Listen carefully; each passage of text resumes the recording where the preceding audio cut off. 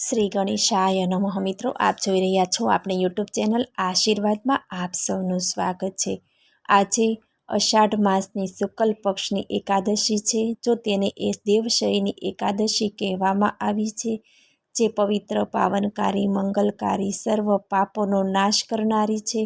તો આજે આપણે આ વિડીયોમાં સાંભળીશું દેવશયની એકાદશીની વ્રતવિધિ, વ્રતકથા તથા ભગવાન વામન અવતારની કથા વિશે આજે આપણે આ વિડીયોમાં સાંભળીશું। જો આપને મારો વિડીયો પસંદ આવે તો લાઈક કરજો, શેર કરજો અને પહેલીવાર જો આ વિડીયો આ ચેનલમાં જોઈ રહ્યા હોય તો સબસ્ક્રાઈબ કરજો, જેથી મારા નવા વિડીયોની માહિતી તુરંત આપ સુધી પહોંચે। જલ મધ્યે વરાહેમ ચ પર્વતે રઘુનંદનમ ગમને વાવનમ ચેવ સર્વ કામેશુ માધવમ ષોડશતાની નમાની પ્રતિરુત્યથાય પઠત સર્વ પાપ વિનિમુક્તો વિષ્ણુ લોકે મહ્યતિ। હે લક્ષ્મીપતિ, હે દેવાધિદેવ, શેષ નાગ પર શયન કરનારા, સુંદર અંગવાળા, કમળ જેવા નેત્રવાળા, ભવના ભયોને હરનારા, ત્રિલોકના સ્વામી, હે વિષ્ણુ ભગવાન, હું તમને નમન કરું છું। અષાઢ માસના શુક્લ પક્ષમાં જે એકાદશી આવે છે તેને દેવશયની એકાદશી કહેવાય છે। આ એકાદશીથી ચાતુર્માસનો આરંભ થાય છે। આ દિવસે જગત પિતા ભગવાનને પોઢાડવામાં આવે છે। ભગવાન વિષ્ણુની સ્થાપના કરવી। આ દિવસે જેઓ કમળના પુષ્પ વડે શ્રી વિષ્ણુનું પૂજન તથા એકાદશીનું ઉત્તમ વ્રત કરે છે, તેમને ત્રણેય લોક અને ત્રણેય સનાતન દેવતાઓનું પૂજન કર્યા સમાન ફળ મળે છે। આ દિવસે સુશોભિત ગાદી તકિયા પર ભગવાન વિષ્ણુને પોઢાડવા તેમજ વેદ જાણનાર વિદ્વાન બ્રાહ્મણ પાસે પ્રભુને પંચામૃતથી સ્નાન કરાવવું, ચંદન પુષ્પ તેમજ ધૂપ કરવો, દીપ પ્રગટાવો અને પ્રભુને વંદન કરીને વિનંતી કરવી કે હે પ્રભુ, હે લક્ષ્મીપતિ, અમારા પર કૃપા કરજો। આપ આજે શયન કરો છો તો આજ સાથે આખું જગત પણ શયન કરે છે। આમ પ્રભુ પાસે પ્રાર્થના કરવી, ચાતુર્માસના નિયમો ગ્રહણ કરવા અને તે કાર્તિક સુધી એકાદશી સુધી પાળવા। અષાઢ શુક્લ એકાદશીથી માંડીને કારતક શુક્લ એકાદશી સુધી મનુષ્ય વિશેષ રૂપે ધર્મનું આચરણ કરવું જોઈએ। જે મનુષ્ય આ વ્રતનું અનુષ્ઠાન કરે છે તે પરમ ગતિને પ્રાપ્ત થાય છે। આથી પ્રયત્નપૂર્વક આ એકાદશીનું વ્રત કરવું। એકાદશીની રાત્રે જાગરણ કરીને શ્રી વિષ્ણુની પૂજા કરવી। આમ કરનાર પુરુષના પુણ્યની ગણના કરવામાં બ્રહ્માજી પણ અસમર્થ છે। જે લોકો વિધિપૂર્વક આ વ્રત કરે છે એ જાતિનો ચાંડળ હોય તો પણ સંસારમાં સદાય મારો પ્રિય બને છે, એમ ભગવાન કહે છે। જે મનુષ્ય દીપદાન, ખાખરાના પાન પર ભોજન તથા વ્રત કરી ચોમાસું પસાર કરે છે તેઓ મારા અત્યંત પ્રિય ભક્તો છે। આ માસમાં ભગવાન વિષ્ણુ યોગ નિદ્રામાં શયન કરે છે। આથી મનુષ્ય ભૂમિ પર શયન કરવું જોઈએ। શ્રાવણમાં શાક અને દૂધ, ભાદરવામાં દહીં અને કારતકમાં દાળનો ત્યાગ કરી દેવો જોઈએ। આ 4 માસમાં બ્રહ્મચર્યનું પાલન કરે છે તે પરમ ગતિને પ્રાપ્ત થાય છે। એકાદશીના વ્રતના પ્રભાવને કારણે મનુષ્ય બધા જ પાપોમાંથી મુક્ત થઈ જાય છે। દેવપુઢી અને કાર્તિક શુક્લા દેવ ઉઠીની વચ્ચે જે કૃષ્ણ પક્ષની એકાદશી હોય છે, ગૃહસ્થ માટે એ જ વ્રત રાખવા માટે યોગ્ય છે। બીજા મહિનાઓની કૃષ્ણ પક્ષમાંની એકાદશી ગૃહસ્થી માટે વ્રત રાખવાની યોગ્ય નથી હોતી। શુક્લ પક્ષની બધી જ એકાદશીનું વ્રત કરવું જોઈએ। પૂર્વકાળમાં સૂર્યવંશમાં મંધાતા નામે એક પ્રતાપી રાજા થઈ ગયા। આ રાજા ન્યાય અને નીતિથી પ્રજાનું પાલન કરતો હતો। તેના રાજ્યમાં કોઈ આધિ, વ્યાધિ કે ઉપાધિથી પીડાતું ન હતું। પ્રજા બધી રીતે સુખી હતી। આ રીતે તેણે ઘણા વર્ષો સુધી રાજ્ય કર્યું। અચાનક તેના રાજ્યમાં લગલગાટ 3 વર્ષ સુધી વરસાદ ન પડ્યો। પરિણામે દુષ્કાળ પડ્યો। પ્રજા ખૂબ જ દુઃખી થઈ ગઈ। આખા દેશમાં અનાજના સાસા પડવા લાગ્યા। પ્રજાને દુઃખથી પીડાતી જોઈ રાજા પણ દુઃખી રહેવા લાગ્યો। તે વિચારવા લાગ્યો કે આમાં મારો જ કાંઈ અપરાધ હોવો જોઈએ, નહીંતર આ રીતે પ્રજા પર દુઃખ આવે નહીં। એક દિવસ રાજા પ્રધાનને લઈ આ વાતના નિવારણ અર્થે મહર્ષિ અંગિરસને આશ્રમે ગયો। રાજાએ ઋષિને કહ્યું, હું મારી પ્રજાનું પુત્રની જેમ પાલન કરું છું, છતાંય મારા રાજ્યમાં વરસાદ કેમ થયો નહીં? આપ મારી આ શંકાનું નિવારણ કરો। ઋષિએ કહ્યું કે હે રાજન, આ માટે તું અષાઢ મહિનાની સુદ 11 જે દેવપોઢી એકાદશીના નામે ઓળખાય છે તેનું વ્રત કર. આ એકાદશી બધા મનોરથો પૂર્ણ કરનારી, બધા ઉપદ્રવોને શાંત પાડનારી છે. આ એકાદશીનું તું વિધિપૂર્વક વ્રત કર, એટલે સૌ સારાવાના થશે. રાજા ઋષિને પ્રણામ કરી પોતાના નગરમાં પાછો ફર્યો. તેણે અષાઢ મહિનો આવતા દેવપોઢી એકાદશીનું શ્રદ્ધાપૂર્વક વ્રત કર્યું અને ખૂબ જ દાન પુણ્ય કર્યા. પરિણામે તેના રાજ્યમાં પુષ્કળ વરસાદ થયો અને રાજ્યમાં સર્વત્ર આનંદ છવાઈ ગયો. આ વ્રતનું મહાત્મ્ય વાંચનાર તથા સાંભળનાર સર્વ પાપોમાંથી મુક્ત બને છે. ભગવાન વામન અવતારની કથા. અસુરોને અમૃત ન મળતા દેવાસુર સંગ્રામ થયો. તેમાં અસુરો હારી ગયા, પણ શુક્રાચાર્ય અસુરોને સજીવન કર્યા. અસુરોના રાજા બલિ સર્વ રાજ્ય લક્ષ્મી હારી ગયો અને પ્રાણરહિત થયો. ત્યારે ભૃગુ ઋષિ બ્રાહ્મણોએ તેને જીવિત કર્યો. પછી તે ભૃગુવંશી બ્રાહ્મણોનો શિષ્ય બન્યો અને તેની નિષ્ઠાપૂર્વક સેવા કરવા લાગ્યો. એટલે એમના પર પ્રસન્ન થયેલા ભૃગુવંશી બ્રાહ્મણોએ સ્વર્ગ જીતવાની ઈચ્છાવાળા બલિરાજાનો વિધિપૂર્વક મહાભિષેકથી અભિષેક કર્યો અને તેની પાસે વિશ્વજીત યજ્ઞ કરાવ્યો. એ યજ્ઞકુંડમાંથી સુવર્ણનો રથ, સુવર્ણ જડિત દિવ્ય ધનુષ, અખૂટ બાણોથી ભરેલા 2 ભાથા અને દિવ્ય બખ્તર વગેરે પ્રગટ થયા. બલિરાજાના દાદા પ્રહલાદે કદી કરમાય નહીં એવી પુષ્પોવાળી માળા અને શુક્રાચાર્ય શંખ આપ્યો. આ રીતે યુદ્ધની સર્વ સામગ્રી મેળવી બલિરાજાએ બ્રાહ્મણોને, ગુરુદેવને અને પ્રહલાદને પ્રણામ કરી અસુરોની મોટા સેના લઈ સ્વર્ગલોક તરફ પ્રયાણ કર્યું. શુક્રાચાર્ય બલિરાજાને પોતાનું બ્રહ્મ તેજ આપ્યું. જોત જોતમાં બલિરાજાએ સ્વર્ગપુરીને ઘેરી લીધી અને દિવ્ય શંખ વગાડવા લાગ્યો. ઇન્દ્રે બલિરાજાનો ઉદ્યમ જાણી લઈ સર્વદેવો સાથે ગુરુ બૃહસ્પતિ પાસે ગયા અને કહ્યું કે હે ભગવાન, બલિરાજા કયા તેજથી આવો બળવાન બન્યો છે? બૃહસ્પતિએ કહ્યું કે હે ઇન્દ્ર, ભૃગુવંશી બ્રાહ્મણોએ બલિરાજાના તેજમાં, એના બળમાં વૃદ્ધિ કરી છે.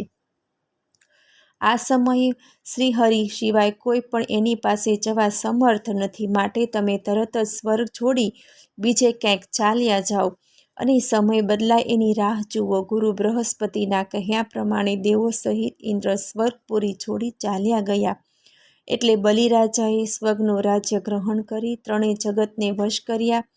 ભૃગુવંશી બ્રાહ્મણોએ પોતાના શિષ્ય બલિરાજા પાસે 100 અશ્વમેઘ યજ્ઞ કરાવ્યા અને એ યજ્ઞોના પ્રભાવથી બલિરાજાની કીર્તિ 10 દિશામાં ફેલાઈ ગઈ.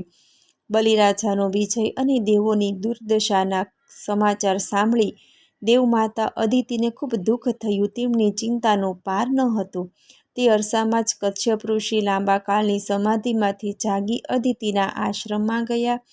તેમણે અદિતિને ઉદાસ જોઈ તેની ઉદાસીનું કારણ પૂછ્યું. ત્યારે અદિતિએ પોતાના દુઃખની વાત પોતાના પતિએ કરી. કશ્યપ મુનિએ ભગવાનને સિદ્ધ પ્રસન્ન કરનારું પ્રયોવત કરવાનું કહ્યું. ભગવાન બ્રહ્મદેવે આ વ્રત વિશે કહ્યું હતું. આ વ્રત ફાગણ મહિનામાં શુક્લ પક્ષમાં 12 દિવસ એટલે કે દ્વાદશી સુધી કેવળ દૂધનો આહાર લઈ પરમ ભક્તિથી ભગવાન વિષ્ણુનું પૂજન કરવું. પ્રથમ અમાસને દિવસે ભૂંડે ખોદેલી માટીનો શરીરે લેપ કરી નદીમાં સ્નાન કરતા બોલવું કે હે પૃથ્વી દેવી, વરાહ ભગવાન, આપનો રસાતલમાંથી ઉદ્ધાર કર્યો છે. હું આપને નમસ્કાર કરું છું. આપ મને પૂર્ણપણે પાપ મુક્ત કરો. પછી નિત્ય નૈમિતિક નિયમો કરી સાવધાન રહી મૂર્તિમાં, પૃથ્વીમાં, સૂર્યમાં, જળમાં, અગ્નિમાં અને ગુરુમાં ભગવાનનું પૂજન કરવું. પછી સ્તુતિ કરવી. ત્યારબાદ ચંદન તથા પુષ્પોથી પૂજા, દૂધથી સ્નાન કરાવવું, જનોઈ, વસ્ત્ર, અલંકારો, પાદ્ય, આચમન, ધૂપ, ચંદન વગેરેથી ઓમ નમો ભગવતે વાસુદેવાયના દ્વાદશાક્ષર મંત્રથી ભગવાનની પૂજા કરી અને ખીરનું નૈવેદ્ય ધરાવવું. તે જ મંત્રથી હવન કરવો. એ નૈવેદ્યનો પ્રસાદ બધાને વહેંચી પોતે આરોગવો. દ્વાદશાક્ષર મંત્રોની એક માળા કરવી. રોજ બ્રહ્મભોજન કરાવવું. વ્રતના દિવસો દરમિયાન બ્રહ્મચર્ય પાળવું. જમીન પર પાથર્યા વગર સૂવું. ત્રિકાળ સંધ્યા કરવું. સત્ય બોલવું. સંયમ રાખવો. કોઈ પણ પ્રાણીની હિંસા ન કરવી અને ભક્તિમય રહેવું. વ્રતના છેલ્લા દિવસે એટલે કે 13ને દિવસે વિદ્વાન બ્રાહ્મણ પાસે શાસ્ત્રોક્ત વિધિ કરાવી ભગવાન શ્રીહરિનો પંચામૃતથી અભિષેક કરવો. મહાપૂજા કરવી. દૂધની ખીર બનાવી નૈવેદ્ય ધરાવો. ત્યારબાદ વિદ્વાન તથા અન્ય બ્રાહ્મણોને વસ્ત્રાલંકારો અને ગાયના દાન કરી તૃપ્ત કરવા, તેમને ઉત્તમ ભોજન કરાવી યોગ્ય દક્ષિણા આપી તૃપ્ત કરવા. આ વ્રત શ્રદ્ધાપૂર્વક કરવાથી તમારી બધી મનોકામના પૂરી થશે. પતિના કહ્યા પ્રમાણે અદિતિએ શ્રદ્ધાથી આ વ્રત કર્યું. વ્રત પૂરું થતાં ચતુર્ભુજ સ્વરૂપે ભગવાન વિષ્ણુ પ્રગટ થયા. ભગવાનના દર્શન કરી અદિતિ પ્રેમથી વિહ્વળ બની પૃથ્વી પર દંડવત પ્રણામ કર્યા. તેમનું આખું શરીર ઈશ્વર દર્શનથી એટલું રોમાંચિત બન્યું હતું કે તેઓ શ્રીહરિની સ્તુતિ પણ ન કરી શક્યા. તેમની આંખો છલકાઈ ઉઠી. થોડીવાર પછી સ્વસ્થ બની તેમણે પ્રભુની સ્તુતિ કરી. એટલે પ્રભુએ કહ્યું કે હે દેવી, તમારા વ્રતથી હું પ્રસન્ન થયો છું, એટલે હું અંશાવતારથી તમારે ત્યાં પુત્ર રૂપે આવીશ અને દેવોની રક્ષા કરીશ. આમ કહી પ્રભુ અંતર ધ્યાન થઈ ગયા. સત્ય દ્રષ્ટિવાળા કશ્યપે પોતાને વિશે પ્રવેશેલા શ્રીહરિના અંશથી સમાધિ યોગથી જાણ્યા. તેમણે મનને એકાગ્ર કરી તપને લીધે ઘણા કાળથી એકઠું કરેલું વીર્ય અદિતિમાં સ્થાપ્યું. ભાદરવા સુદ 12ને દિવસે ચંદ્ર શ્રવણ નક્ષત્રમાં અને અભિજીત મુહૂર્તે મધ્યાહન કાળે ભગવાનનો પ્રાદુર્ભાવ થયો. ભગવાન પ્રગટ થયા ત્યારે દશે દિશાઓ પ્રસન્ન થઈ. દેવો, યક્ષો, ગંધર્વો, સિદ્ધો તથા પ્રભુની સ્તુતિ કરતા પુષ્ટિવૃષ્ટિ કરવા લાગ્યા. પતિ પત્નીના મનમાં આનંદ નથી સમાતો. કશ્યપ ઋષિ દોડતા દોડતા ભગવાનના દર્શન કરવા આવ્યા. એટલે તેમણે નારાયણે ચતુર્ભુજ સ્વરૂપના દર્શન કરાવ્યા. પછી તે સ્વરૂપ અદૃશ્ય થઈ ભગવાન 7 વર્ષના બટુક વામન સ્વરૂપે પ્રગટ થયા. તેમણે સુંદર લંગોટી પહેરી હતી. આ ભગવાનનો વામન અવતાર થયો. તેમના દર્શન કરવા માટે બ્રહ્માદિક દેવો પણ ત્યાં આવવા લાગ્યા. દેવોના ગુરુ બૃહસ્પતિએ તેમને જનોઈ આપી. કશ્યપ પ્રજાપતિએ તેમને જાતકર્મ વગેરે સંસ્કારો કર્યા. પછી તેમના ઉપનયન સંસ્કાર થયા. વામનજી મહારાજને જનોઈ આપવા માટે અદિતિએ લંગોટી, ધરતીએ આસન, કશ્યપ ઋષિએ મુંજ ઘાસનો કંદોરો, ચંદ્રમાએ દંડ, આકાશે છત્ર, બ્રહ્માજીએ કમંડળ, સપ્ત ઋષિઓએ દર્ભ, સરસ્વતીએ જાપ કરવા માળા અને કુબેરે ભિક્ષા પાત્ર આપ્યું. બૃહસ્પતિએ વામનજીને બ્રહ્મચારીના ધર્મો સમજાવ્યા. ગુરુ બૃહસ્પતિનો ઉપદેશ સાંભળી વામનજી સૌપ્રથમ જગદંબા પાર્વતી માતા પાસે ભિક્ષા લેવા ગયા. ભિક્ષા લાવી ગુરુજીને આપી. એટલે ગુરુજીએ કહ્યું, આટલી ભિક્ષા કેમ? વામનજીએ તેમને મોટા યજમાન બતાવવાનું કહ્યું. ત્યારે ગુરુજીએ તેમને બલિરાજા પાસે, જે નર્મદા નદીના કિનારે છે, ત્યાં જવાનું કહ્યું. બ્રહ્મ તેજથી અલૌકિક લાગતા વામન ભગવાન નર્મદા નદીના તટ પર ભૃગુકુચ નામના સ્થાન પર ચાલી નીકળ્યા, જ્યાં બલિરાજા અશ્વમેઘ યજ્ઞ કરી રહ્યા હતા. તેઓ નર્મદા નદીને કિનારે પહોંચ્યા. તેઓ અશ્વમેઘના મંડપમાં દાખલ થયા કે તેમના તેજથી અંજાઈ ગયેલા બ્રાહ્મણો એ બાળયોગીના પ્રભાવથી સ્તબ્ધ બની ગયા. તરત જ શુક્રાચાર્ય તથા બીજા ઋષિઓ ઊભા થઈ તેમને માન આપ્યું. સર્વ ઋષિમુનિઓએ વામનજીનું સ્વાગત કર્યું. બલિરાજાએ આ બ્રાહ્મણને જોતા એના મનમાં થયું કે મેં જીવનમાં ઘણા બ્રાહ્મણોની સેવા કરી, પરંતુ આવો તેજસ્વી બ્રાહ્મણ હજુ સુધી મેં જોયો નથી. બલિરાજાએ ઊભા થઈ વામનજીનું સ્વાગત કરી તેમને બેસવા માટે સુંદર આસન આપ્યું. રાજા રાણી બંને વામનજીની સેવામાં લાગી ગયા. બલિરાજાને વામન ભગવાનના ચરણ પખાળતા નખમાં પોતાનું મુખ દેખાયું. બ્રાહ્મણોએ ત્યારે પુરુષ સૂક્તનો પાઠ કર્યો. બલિરાજાએ બ્રાહ્મણને કહ્યું, તમારે જે ઈચ્છા હોય તે તમે મારી પાસેથી માંગી લો. બલિરાજાના આવા ધર્મયુક્ત વચનો સાંભળી ભગવાન વામને કહ્યું, હે દૈત્યરાજ, તમારા વડવા પ્રહલાદજી તો મહાન ભગવત ભક્ત હતા. વળી તમારા પિતાએ તો એક બ્રાહ્મણને પોતાના આયુષ્યનું દાન કર્યું હતું. તમારા પરદાતા હિરણ્યકશિપુ પણ મહાન વીર હતા. આ બધાના સદ્ગુણો તમારામાં ઉતરી આવ્યા છે. જો તમે મને આપવા માગતા હો તો મને મારા પગથી માપેલા 3 પગલાં પૃથ્વી આપો.